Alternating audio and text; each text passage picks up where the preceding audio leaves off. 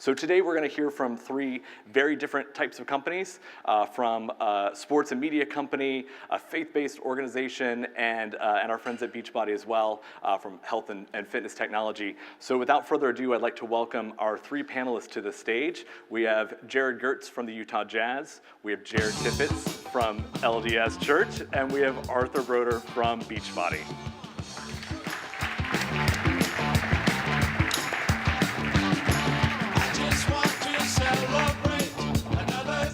And with that, Jared from the Utah Jazz, take it away. All right. Thanks a lot, everyone. All right. I know we're pretty much end of the day. I know we're about the only thing standing between everybody and awards and dinner. And drinks. And drinks. And drinks.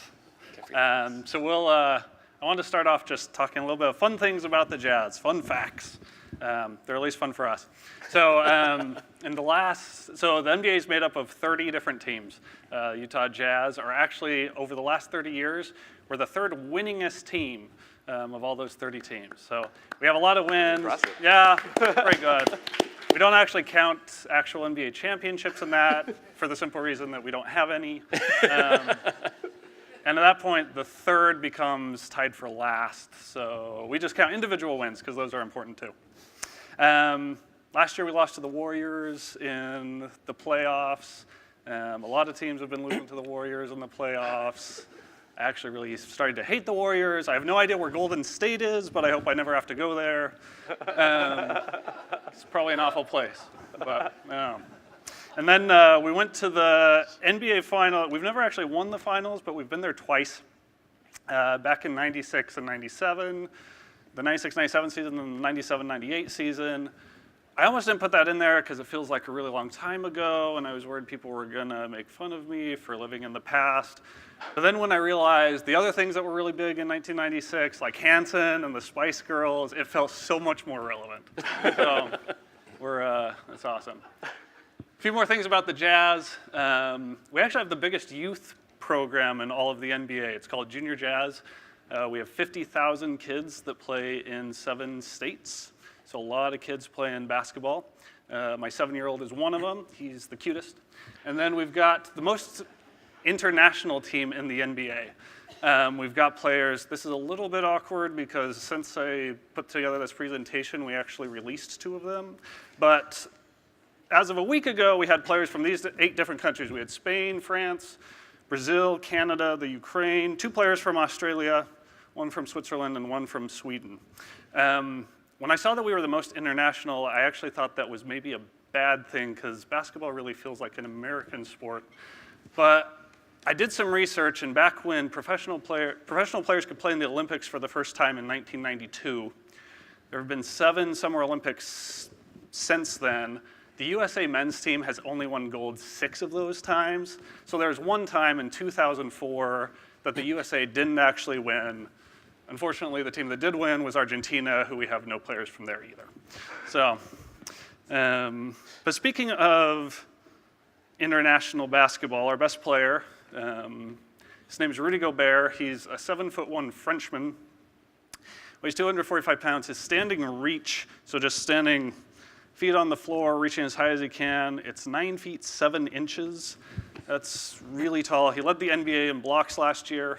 He had, let's see, like 245 blocks, I think, or something like that.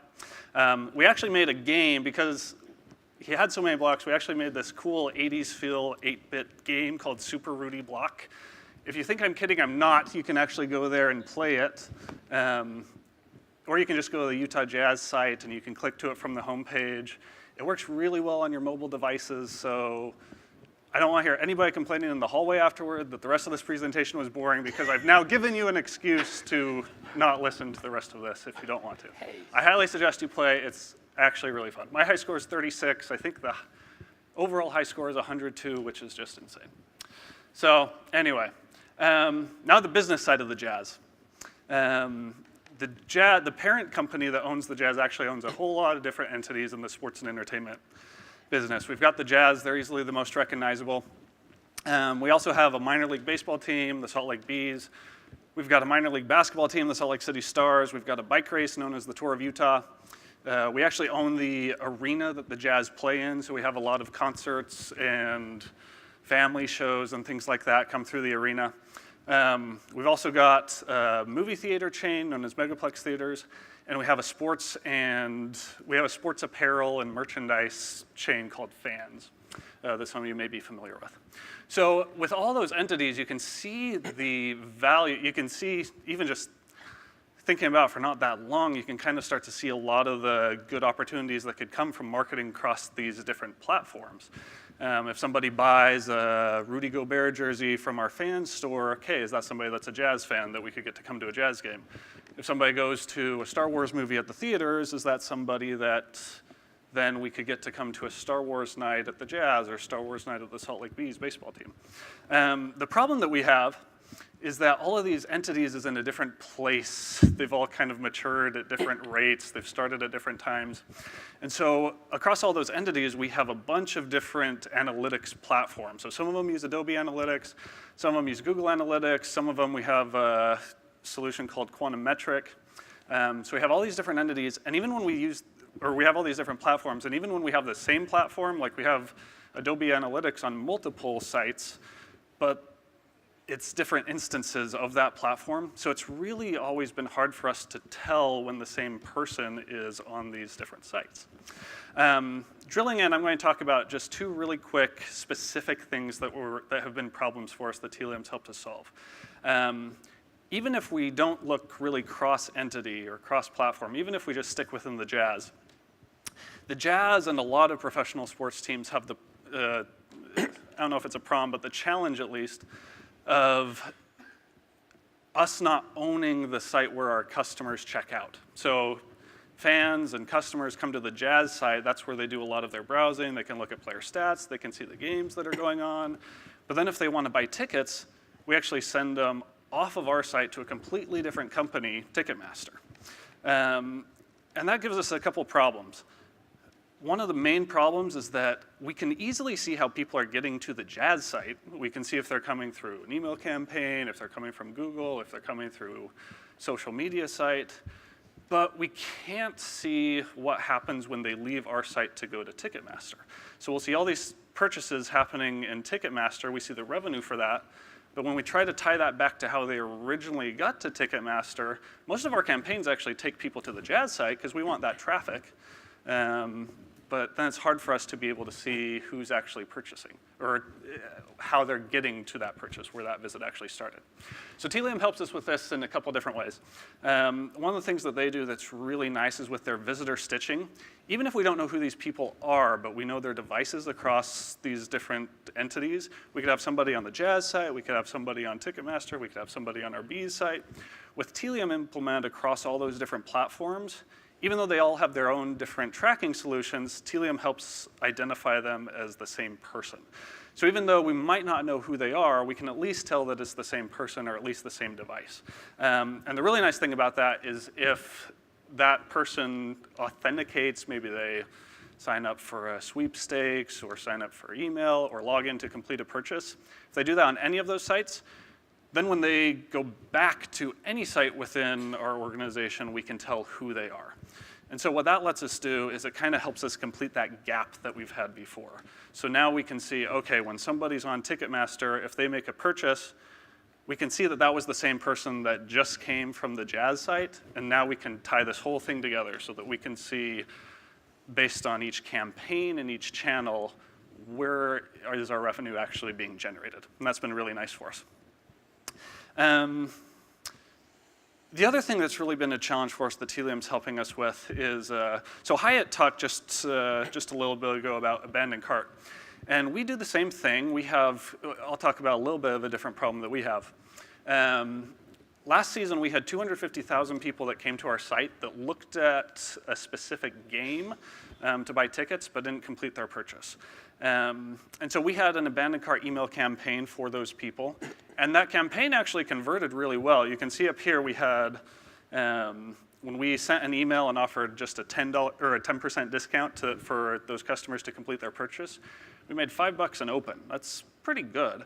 And obviously we don't want to incentivize people to do that. We don't want to train them that they can get discounts. And so even when we just send a reminder, even just saying, hey, your tickets are still available, no additional discount, we got $1.50 per open, which is pretty good. That's not even people clicking through emails. That's just every time somebody opens an email on average, we're making $1.50. Sounds like a really good campaign. The problem is, of all those 250,000 people that came to our site and abandoned cart, we could only email about 1% of them. The reason being, on our site, unless you're purchasing, there's really no reason for you to authenticate. There's really no reason for you to tell us who you are. And so what we really needed was a way that we could retarget, kind of in the same way as this email campaign. We wanted to be able to retarget these people that had looked at tickets, but we needed a way to do that without knowing who these people are. That's the other thing that Tealium really helps us with, is that they can take, based on a user, even if we don't know who they are, they can take that information and help us retarget to those people. So say we have somebody that comes to our site, say we only know 2 things about them, that they browse season tickets and that they looked at Rudy Gobert's stats. One of the things that I've found is so true about personalization, one quick aside, one thing I feel that really gets talked about a lot that I don't really subscribe to is this idea of the 360-degree view of the customer. It's really hard to know every single thing about your customer. But if you know even just one thing about them, you can be a lot smarter about how you market to them. So let's say we have this example where all we know, we don't know who this person is, we don't know anything about them. The only 2 things we know are that they looked at season tickets on our site and that they looked at Rudy Gobert's stats. Okay, we don't know much about this person, but we can still take advantage of what we do know. So if we've got this campaign here that's a season ticket campaign and we happen to have Rudy Gobert's picture on it, great, that's better. I mean, we're using, even though we don't know a whole lot, we're at least using what we do know. And the thing that Tealium lets us do is even not knowing who that person is, just based on what they've done, we can now take that, and when that device is on Facebook or within the Google Ad network, we can push messaging there. Or the option I really like is we can retarget those people when they come back to our site. We actually had about 25% of our visitors that abandoned cart come back to our own site within just a couple of days. And so this is a really good option for us. It doesn't cost us anything. There's no ad spend with this. But if we can get 65,000 of those visitors to see some type of abandoned cart messaging, like, hey, your tickets are still available, that's a lot of money for us that doesn't really cost us anything. So just in conclusion, Steph Curry, just recently, he's been in the news a lot, very, very good player, recently signed a $201 million contract over 5 years. So he makes just over $40 million a year. And just for fun, I was trying to think, what's the base unit in basketball? Some player, like Rudy Gobert is really good at blocks, so maybe you count blocks. Steph Curry is known as a scorer. So maybe the base unit for a scorer is just how many shots do you take? So one of the things, this stuff makes me sick, but just thinking about, if you just look at $40 million a year, if Steph Curry takes as many shots this year as he did last year, just same number of shots, he makes $23,000 every time he shoots the ball. That's not even making shots. That's just every time he shoots the ball. So if you're a big Warriors fan, just watch Steph Curry and just think to yourself, every time that guy shoots, he makes $23,000. It's kind of crazy. But the thing that's interesting about that is, I really think this is kind of what Tealium helps us with. Like for Steph Curry, that's great. He's, the more money he can make per shot, the more money he can make, that's awesome. Tealium really helps us with this on the marketing side. If we think of our base unit as being basically a marketing dollar spent, and now we can get a lot more targeted and a lot more personalized based on just knowing little tidbits of information based off their behavior, then we start making a lot more money per shot, so to speak. We start making a lot more money per every dollar that we spend. That's something Tealium's really helped us with. So thanks a lot. Thank you. Great job there. This is the first moment of today's sessions that I've actually realized that we're in the wrong industry. I've been very excited about our industry, but clearly $23,000 a shot. So thank you very much. The next, I'd like to introduce Mr. Jared Tippets. Yes. You were one of the first presenters that I ever saw at a Digital Really? Velocity. You were. No way. You've been a Tealium You've been here user. way too long then. Well, you've been using Tealium for about 5 years. Yeah. I'm about 4.5 years. I was called by a customer a dinosaur for 4.5 years yesterday. So I don't know what that makes you, but Really, really old. Much older than you is what that means. So, awesome. Thank you so much. dude, thank Take you. it away. Thank you. So I get the great pleasure of taking all the great excitement and all the great use cases you've seen so far between Hyatt and Providence Health and Beachbody, and I get to kill all that energy because we're going to talk about implementation. Yeah! Is anyone excited? It's really boring, I'll be honest, but it's important because the truth is all the great solutions you've seen today are only possible by a good, well thought out implementation. Anyone who has never done an implementation before and has done it sloppily knows that you cannot see the amazing results that you've seen with Providence Health, with Beachbody, with the Jazz, with all the amazing solutions you've seen today. It all starts with a well thought out implementation. So real quick, before I get started, by a show of hands, how many people here are new customers, potential customers, or just barely starting out their implementation process? There are quite a few of you. Okay, you guys are the ones I'm talking to today. You are my target audience for today's presentation. So here is a little bit about me. Don't read it too much. It's mostly lies, but this is my LinkedIn profile. But one thing I do want to highlight real quick, and you see over here, is this little emblem down here on the bottom. This is something I want to show off for just a minute because I'm really proud of this. It's hard earned. This is my Tealium expert badge that I recently earned on the Tealium community page on the forum. So if you're ever on that site, yeah, right? It took me 5 years to earn that thing. And the reason I bring that up is that we are one community. We are here for everyone's success. We're one team here. We have the same purpose, and we're here to help each other out. I'm on the boards a lot answering questions, and a lot of people from Tealium and other customers are there as well. If you have questions, if anything comes up, please go to the forums and look at that. We are here to help you make the best experience you can with Tealium. So let's go ahead and get into this. So recently at the church, at the LDS Church, we are a faith-based organization. And I know these presentations are hard sometimes because you're like, how do I relate to this presentation? There's probably not a lot of faith-based organizations here. But the reality is on the digital side, we are pretty much a content company. We have articles, we have videos, we have photographs. We are a media and content company. And we recently purchased Tealium because we needed to get more value out of what we had. We had tons of content, but we didn't know what to do with it. And so why did we choose Tealium? And these are the reasons we chose Tealium, because we needed more than just one more data collection service. There's thousands of them now. It's so easy now with Amazon Redshift. There's 1,000 data collection services out there that will do this for you. We need something more than that. We need more than just one more reporting engine. We need more than just pretty graphs, and we need something that let us act on our data in real time. And just like you, that's probably the same reasons why you chose Tealium, because now we have a solution that allows us to collect, organize, act, and report using one tool. It's really fundamentally mind-blowing how easy it is using Tealium to do all of these things that so many tools do one of these really, really well.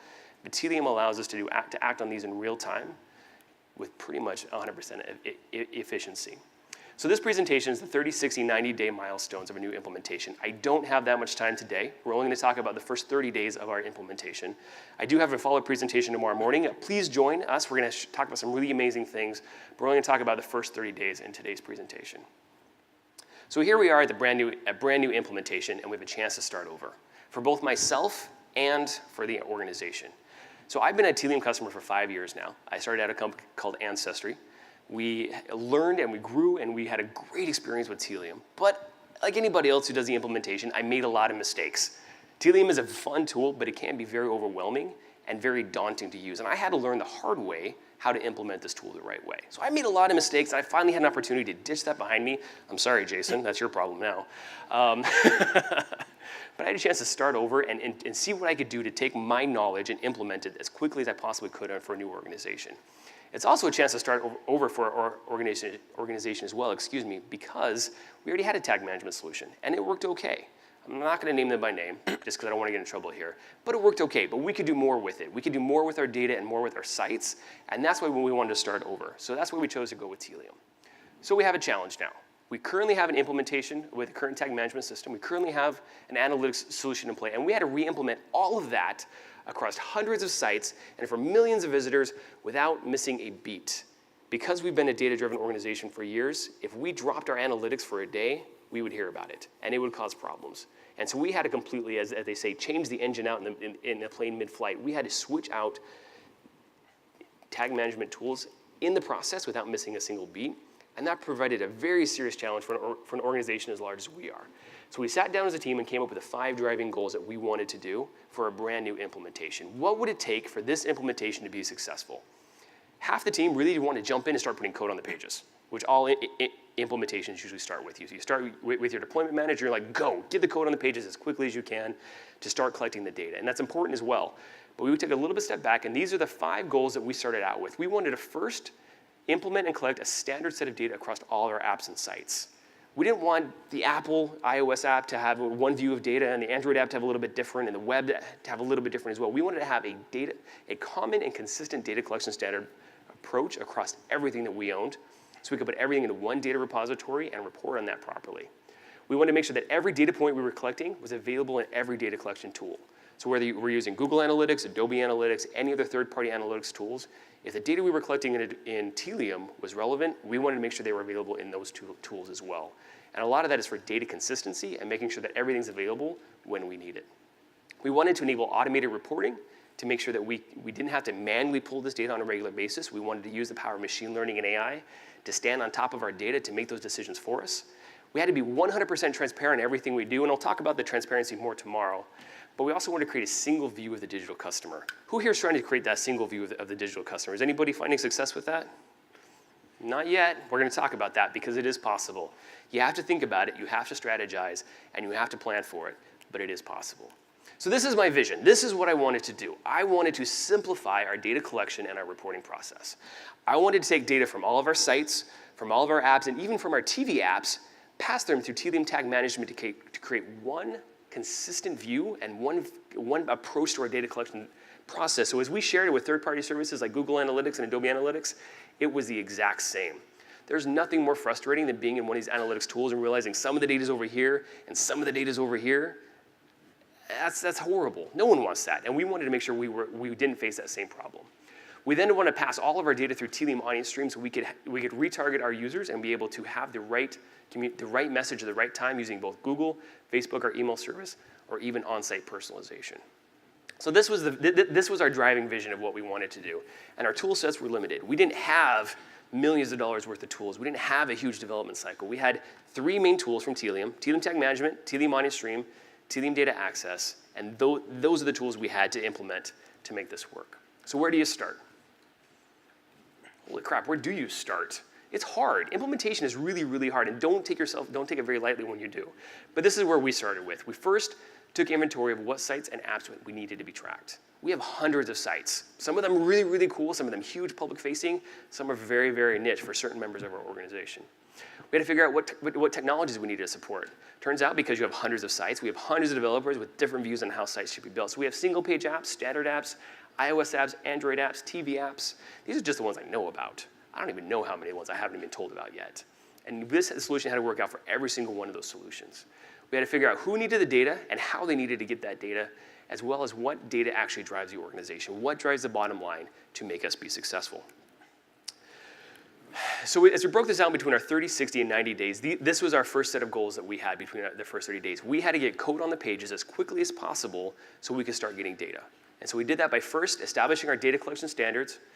We wanted to implement as many sites as we possibly could with Tealium Tag Management, and we wanted to help our developers self-QA, because that QA process can kill any project. If you have developers who don't know what they're doing and are constantly coming back and asking you over and over again if they're doing it right, it can kill your momentum, and we wanted to make sure that we made that as simple as possible.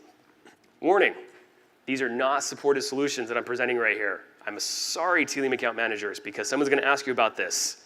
Use this at your own risk.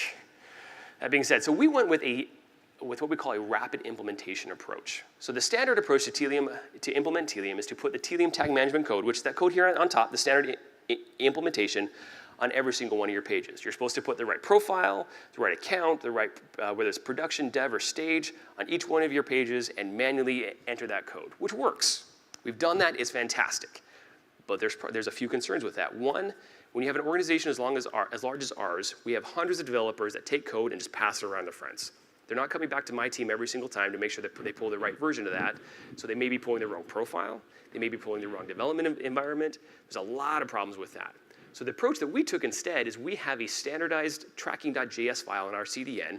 It kind of acts as a whitelist. It allows us to control which sites are collecting data, identify which profile they should be pulling, and which environment they should be pulling.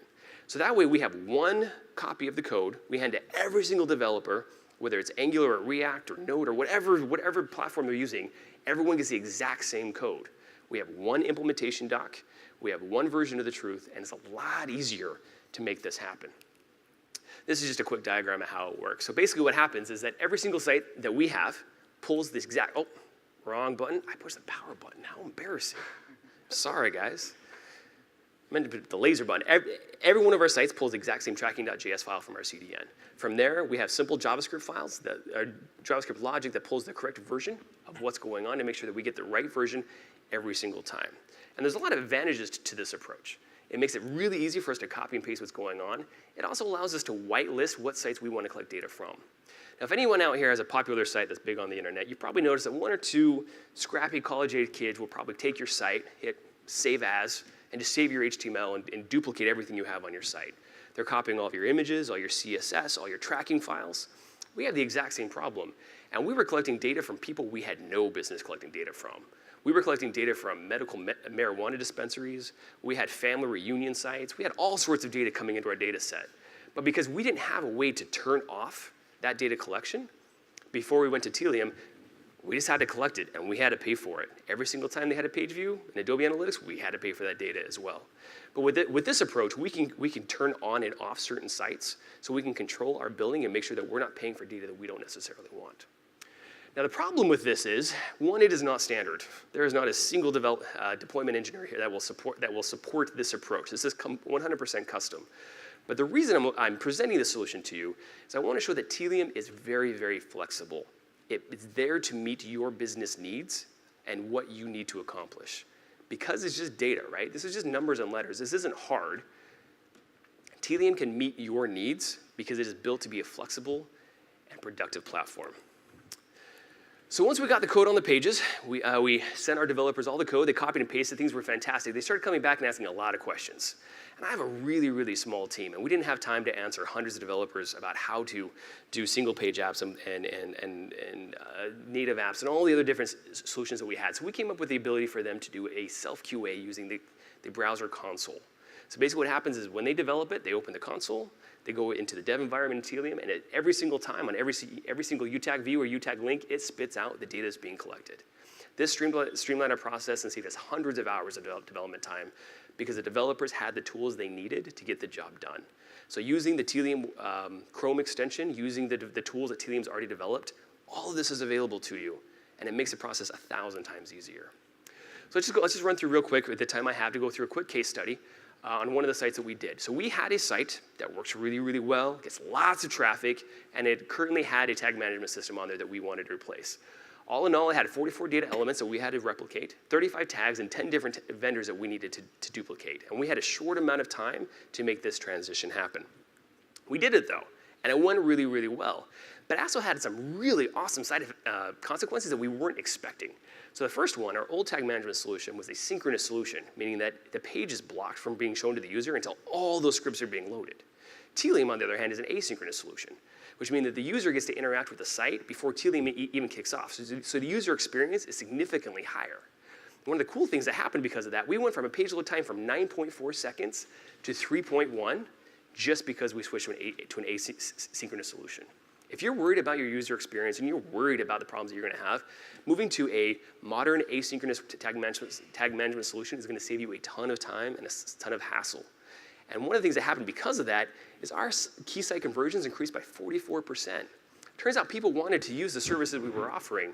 They just didn't have the patience to wait for the page to load. And because we went to Tealium, those people were able to enjoy the site and be able to use it to its fullest potential. So that's a little bit for what we have today to talk about the implementation. Tomorrow morning, we're going to talk a little bit more about what we did at between 30 to 60 days and 60 to 90 days.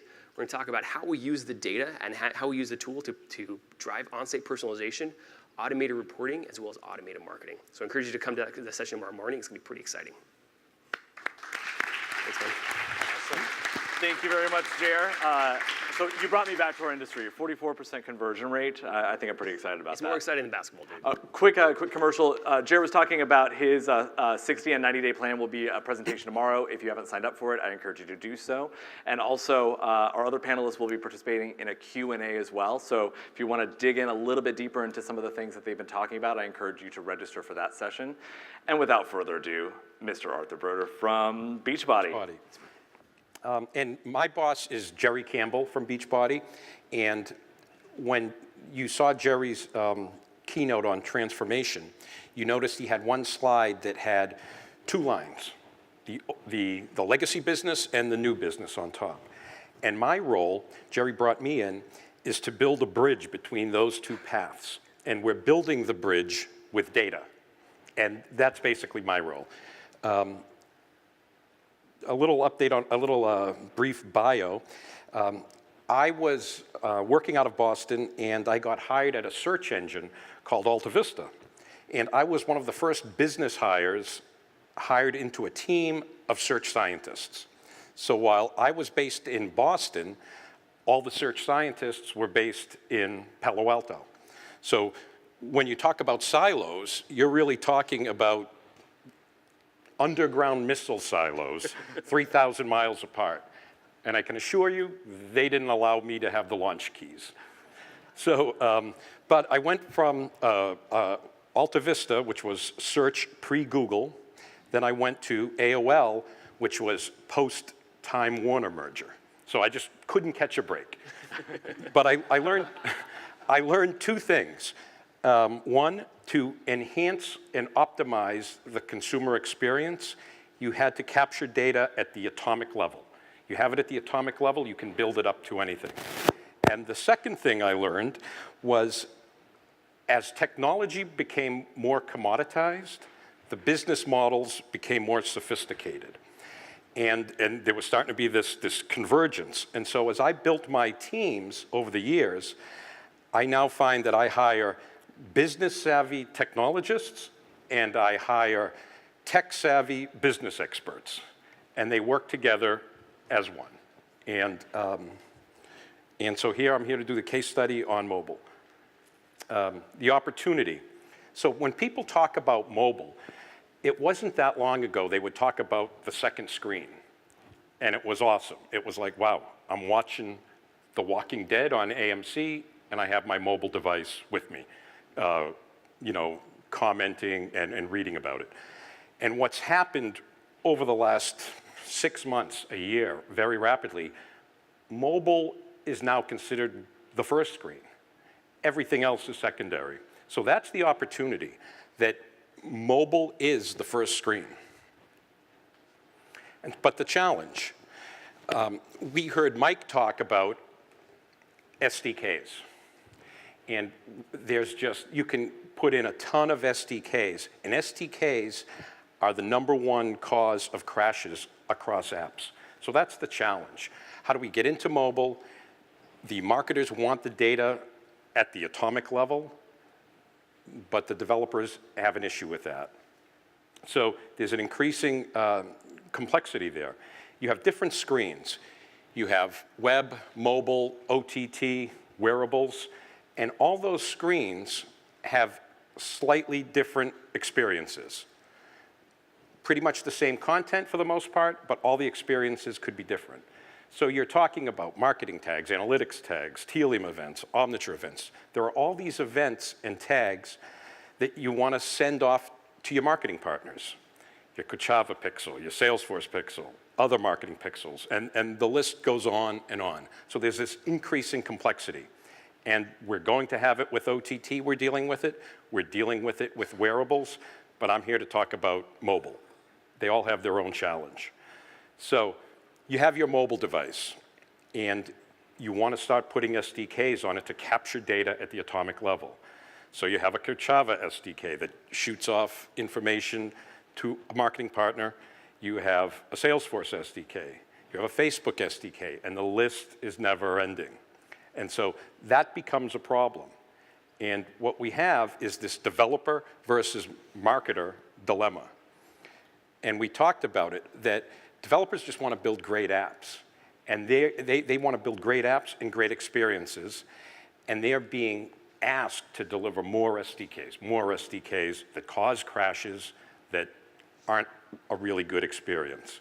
The marketers want data at the atomic level, so they can track everything and optimize the monetization strategy, what they think is a consumer experience, and and even brand awareness. So something's got to give. And so what we talk about is what the solution is, the universal data hub. So today at Beachbody, we have mobile, We have a Tealium SDK. We have a couple other SDKs, but not for marketing purposes. But we have a Tealium SDK, and then we use Event Stream. And in the cloud, we have server-side connectors. And those server-side connectors are connected via API to all of our marketing partners. And now, with that, right, now all the data flows through. You know, Andrew from Evernote said, hey, it's a great time to be an end user. And now the marketing partners can just add and do POCs of new services as they come out. And so the results. Improved app performance, fewer crashes. That's awesome. Lessened dependency on the app development cycle, right? Now we're not in the sprints. We don't have to worry about that, right? Improved speed of implementation. Somebody comes out with a new marketing service, we do a POC, wow, we either like it or we don't. We can just keep trying everything. The developers now are put to better use on improving the product, which is the app itself. And there's an improved quality of work life for marketers and developers, right? And my team did that. Everybody loves each other now. And then at the end of the day, we're all here for the same reason, and that's, well, it's not that. There's increased MarTech stack flexibility. The marketers love that. And the thing we're all here for is to match the right consumer with the right experience. Great, excellent. Thank you, gentlemen, for a wonderful round of presentations. Very much appreciated.